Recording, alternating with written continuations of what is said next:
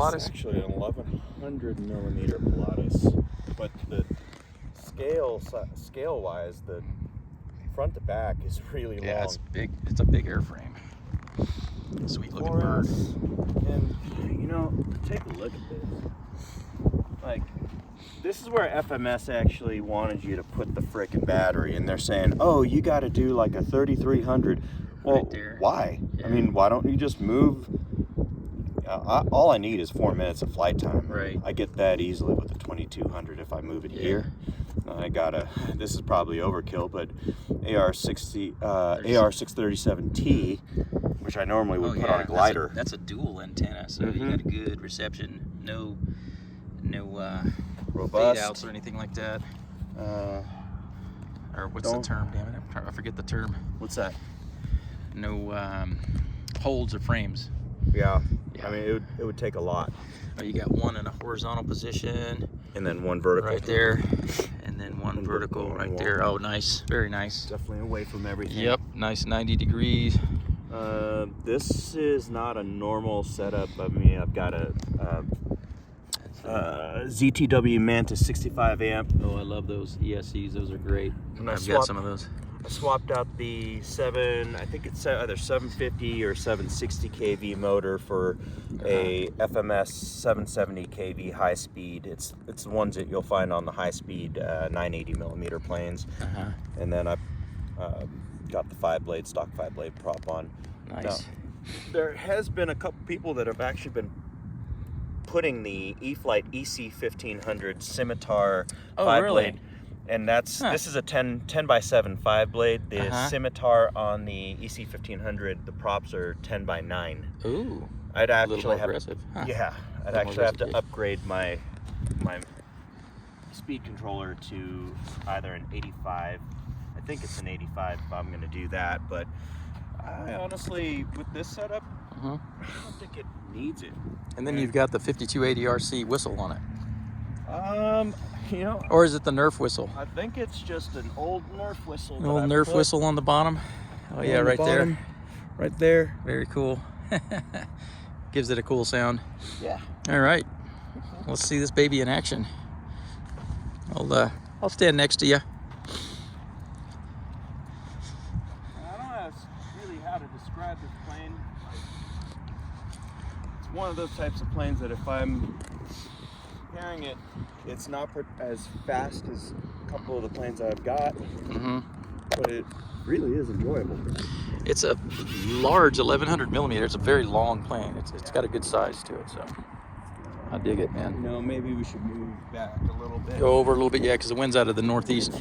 Yeah, you don't want to run out of AstroTurf before she rotates, so yeah, come out a little bit more. That's kind of what I was doing. I was hitting that southwest corner, kind of giving myself a little breathing, little elbow room for rotation. Right. All right,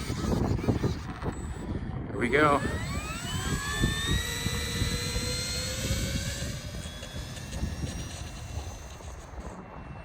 Nice gentle rotation, and the wind speed picked up a little bit. Still not a bad flying day, it's just a little gusty. But hell, we're used to dealing with that in Colorado all the time, man. Yeah, if you wait for calm days to fly out in this state, you won't be flying very much. I mean, they do happen, but sometimes we get weekends on end that are just nice calm, and then other times it's just steady wind every day. I'll stay right under that sun a little bit. There we go. So I don't run into any focus issues. A nice little stall turn. There we go.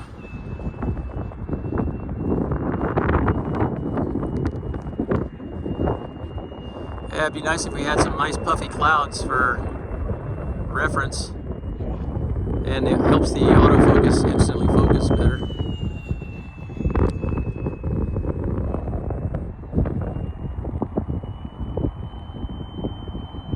Yeah, wind's definitely knocking it, but it's one of those unique models you don't see a lot of. very cool. Very cool plane.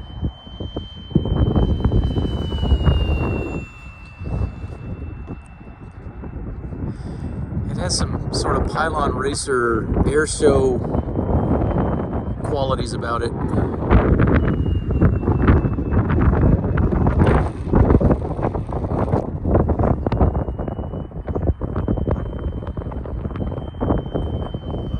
Yeah. Low pass.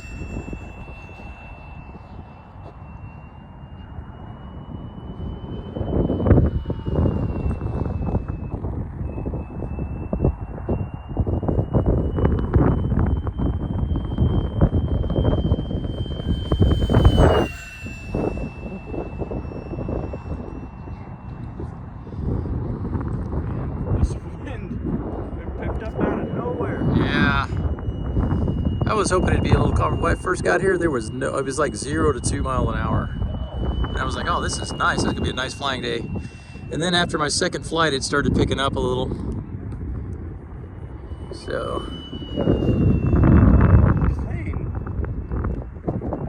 It just gives you a lot of comfort. It's very easy.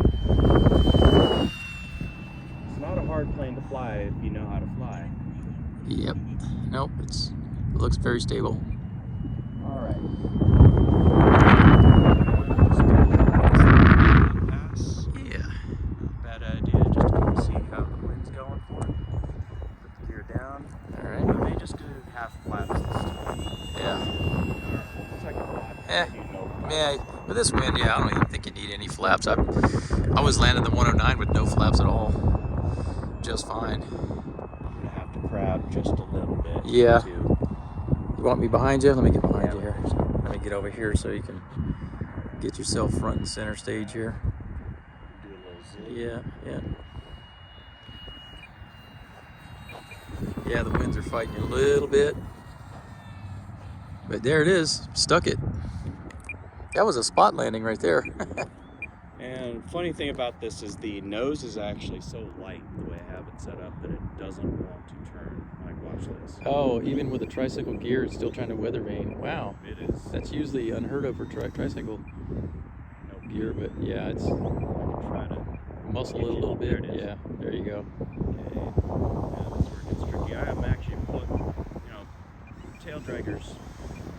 You're doing elevator up. This I'm actually pushing nose down. I almost brought my 0 out, but I'm glad I didn't because it's really bad about that too. It does not like to taxi in the wind. But yeah, nice demo. Thanks, Derek. Excellent plane.